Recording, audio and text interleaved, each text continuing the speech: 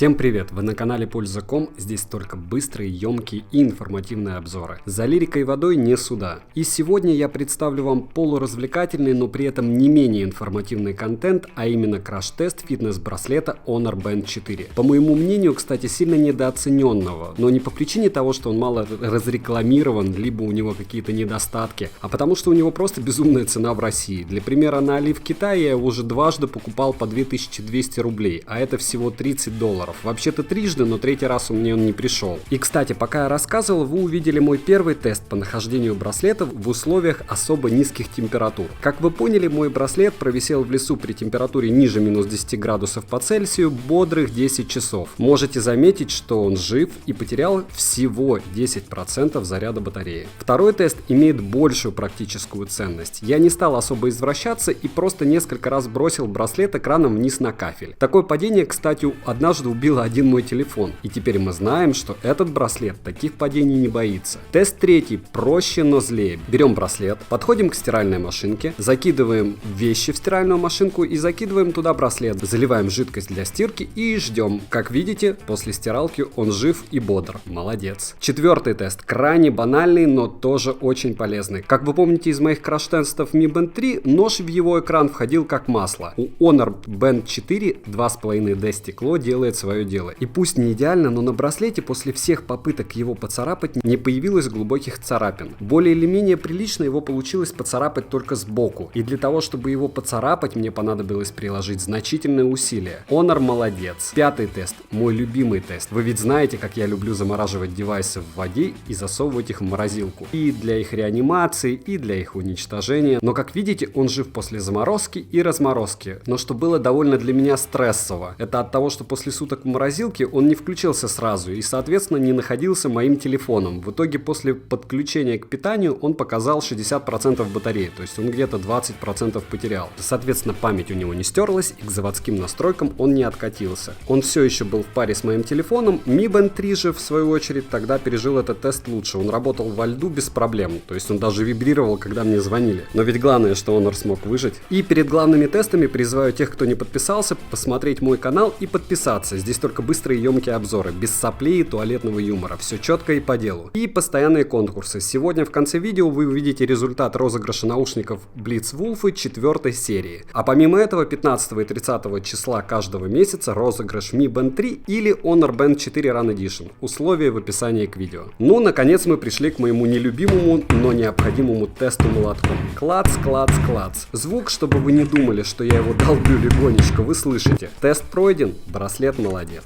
И самый злой тест, после которого вы узнаете, кто победил. Мне писали, что Mi Band 3 нужно было положить на 10-й Corsair. Я пошел немного дальше и купил петарду Super Jumbo 2 класса опасности. Тем, кто знает, понимает, что даже снимать на расстоянии ближе 5 метров ее взрыв слегка опасно. Jumbo или Honor Band 4. Напоминаю, что Mi Band 3 после подобного выжил. А вот Honor, ну вы и сами все видите, наслаждайтесь. Я прошу вашего прощения за то, что взрыв получился не таким масштабным, но я думаю, достаточно эффективным, чтобы понимать, что браслетик живучий. 8-й тест был прост. Я попытался вкрутить в браслет саморез. И с внутренней стороны, как вы видите, это получилось. Если бы я немного дольше поработал шуруповертом и взял меньший саморез, я уверен, что Honor Band 4 умер бы на 100%. 9-й тест. Наш любимый кипяток. И теперь ясно, что кратковременно кипятком его тоже не убить. Залил, подождал, вытащил, он живой. Тем, кому понравилось, просьба поделиться в видео. Я, как вы видите, эти гаджеты покупаю для таких тестов сам. А после таких тестов их особо никому не подаришь. Ну вот и все. Пока я рассказываю вам о том, что вас ждет впереди, вы видите результаты конкурса по розыгрышу Блицев 4 серии. И они уходят рандомно одному из моих подписчиков в Инстаграме. Ему достаточно скинуть мне адрес и принтскрин того, как он репостнул мое видео с обзором на эти наушники. Если его нет, то тогда я буду разыгрывать среди подписчиков ВКонтакте. Обзоры минимум 2 раза в неделю, 9 из 10 вещей на канале покупаю сам, спонсоров нет. Рекламы на канале нет. Если я что-то получаю для обзора, я обозреваю эти товары честно, от чего люди, которые мне их посылают, перестают мне посылать товары. Всех жду в группе ВКонтакте и Фейсбуке, а также добавляйтесь в Инсту, Твиттер и Телеграм. Ссылки на все видео в описании. Браслеты можно купить по ссылкам к видео в описании. Следующий обзор, а здесь ваше особое внимание на рюкзак российского производства под 17-дюймовый ноутбук. И он не без косяков, хотя узнаете об этом потом. Кому что интересно, пишем, отвечу всем. Вчера по вашим советам этом заказал аналог наушников Ellery и Блица в 4-й серии. Посмотрим, что придет. Подписывайтесь и удачи вам, дорогие друзья!